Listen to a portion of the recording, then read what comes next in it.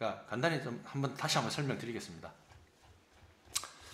이제 쭉 나오는데 이제 요지는 이제 그런 겁니다. 무허가 불법 건축물, 대법원 판례에 의하면은 무허가든 아니면 허가받은 건물이든 자기 비용으로 노력을 들여서 건물을 신축했다. 그러면은 그 신축자가 등기나 이런 거 건축물 대장상에 등재한다든지 이런 필요 없이 신축하신 분이 당연히 원시 취득, 소유권을 원시 취득하게 되고요.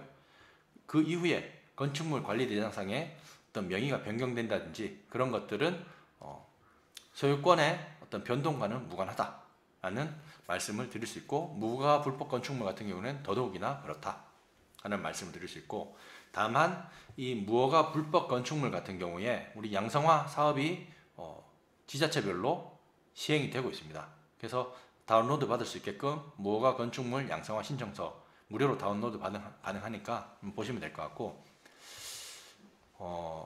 건축물 양성화 신청할 때 구비 서류가 우선 건축 시점을 증빙하기 위한 서류 필요하고, 이게 이제 서류가 과세 대장, 그 다음에 전기 공급 개시, 그 다음에 항칙 사진 같은 게 필요하고, 그 다음에 건축물 현황 사진으로 동서남북 사방에서 촬영한 사진 각 한 장씩, 건축 허가증이나 건축 신고증, 농지 전용 허가증이나 산지 전용 허가증, 개발행위 허가증 같은 것들이 필요하다라는 말씀을 드릴 수 있고요.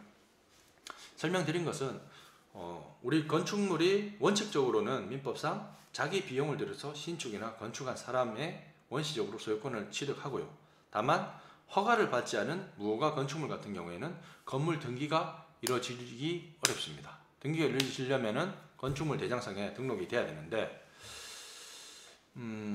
그 대장에 등록하는 정도만으로는 소유권 여부를 사실상 확인하기 어렵고, 대장에 등록을 해놨다고 하더라도 무허가인 상태에서는 그 소유권을 인정받기가 쉽진 않겠죠. 건축물 대장상의 명의를 다른 사람 명의로 했다.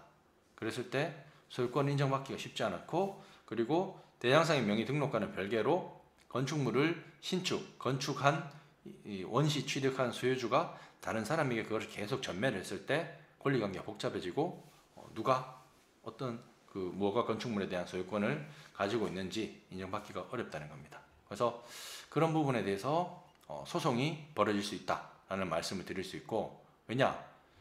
우리가 토지와 지상에 무허가 건축물이 같이 있다고 하더라도 이랬다가도 중간에 소유자가 바뀌었을 때 사망한다든지 그랬을 때 이 건물 소유주는 이 토지 소유주에 대해서 관습상의 지상권을 취득을 하게 되고, 이건 무허가 건물도 가능하다는 거죠.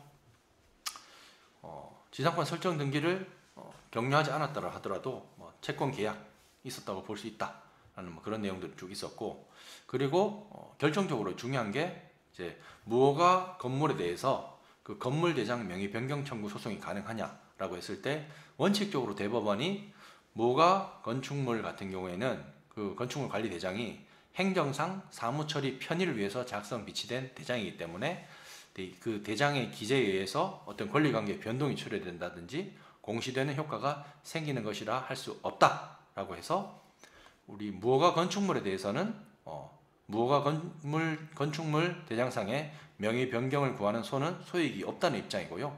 다만 일률적으로 법률상 소익이 없다고 할 수는 없고, 예를 들어서